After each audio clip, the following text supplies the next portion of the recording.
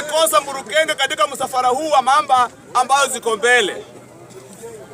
James Orengo ako sawa sana kusimama president, kwa sababu tunahitaji Mburukenge kwa hii msafara.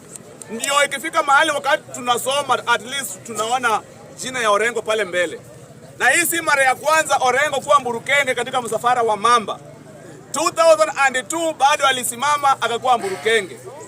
Saa hii 2027 bado anataka arudi katika msafara huu wa mamba. Yeye anafikiria kwamba anadhabishana na hawa big wigs.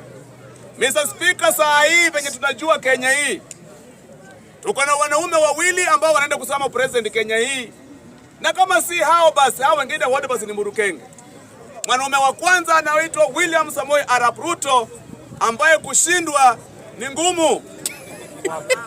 Mr. Speaker, mtu wa pili anaitwa Sir Edwin Sifuna ambaye pia yeye ametoa tukucha kidogo. Na huyu tukucha tunaanza kuguro. Na sisi tunataka mtu kama Sifuna akwe kwa debe na Ruto. Kwa sababu gani? Tunataka mtu ambaye the next leader of opposition and the president of Kenya wakuwa wanapitia Rironi Mausami tu wakienda nyumbani wote. Kwa hao ndio watu tunataka Kenya hii. Msichukue hata kama wewe hutaki Ruto, tafuta Sifuna. Hatutaki watu waendane pande ya opposition na government zote ikuwe ni kuteremka kule chini. Mr. Speaker, mtu ameuliza kama Edwin Sifuna anaweza kuserve interest ya Waluya. Mimi nataka kusema namna hii. Edwin Sifuna sio mtu mbaya, lakini wale watu ambao wanamzunguka ndio hawajui direction ya urais na hawajui direction ya kulinda watu. Nimesikia Sifuna ametukana Waluya. Yeye mwenyewe anafikiria ameongea vizuri, lakini ametutukana. Sifuna amesema ati Mluya hawezi kaa kwa gorofa, ati hawezi kaa mahali kuku zake haziwezi fika, ati kwa gorofa juu. Ati kuku, yani anamaanisha Mluya hawezi acha kuku yake chini akiishi juu ya gorofa. Kwa hivyo anasema hataki mambo ya hataki ati wala kuko na akili mzuri nyinyi.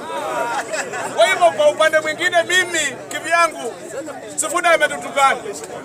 Lakini mimi namwambia Sifuna, wewe kuja omba Waluya msamaha kwa sababu amesema affordable housing zisijengwe Western, kwa sababu hizi affordable housing zinaenda mpaka 12th floor.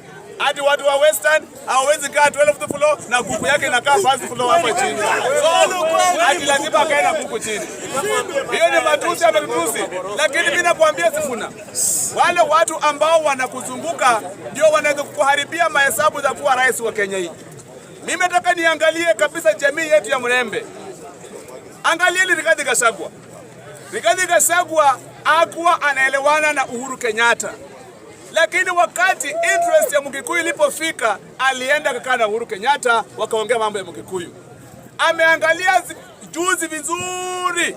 Ameanza kusema hata Kindiki ni mtoto yetu, wacha tukae pamoja na yeye. Anajaribu kuleta umoja wa Mlima Kenya. Sisi Waluya ambao tuko katika upinzani na serikali tumeweka uhasama katika viongozi wetu. Sifuna hataki Atuoli. Sifuna hataki Mudavadi. Sifuna hataki Wetangula.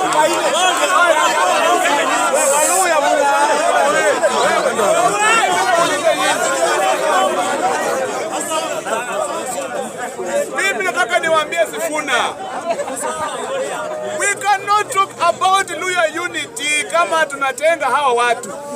Lazima ile siku nitaona Sifuna umekaa na Musalia mna discuss mambo ya Waluya. Umekaa na Atuoli, umekaa na Oparanya, umekaa na Wetangula, nitajua that is Luya unity. Lakini usipokaa na hawa watu, my friends, there is no unity. Hakuna unity itatokea Western kama viongozi wote wa Waluya hawawezi ongea sauti moja. It is high time Sifuna should put aside his ego.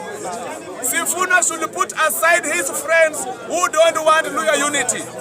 Aende hao viongozi moja baada ya mwingine mwenyewe.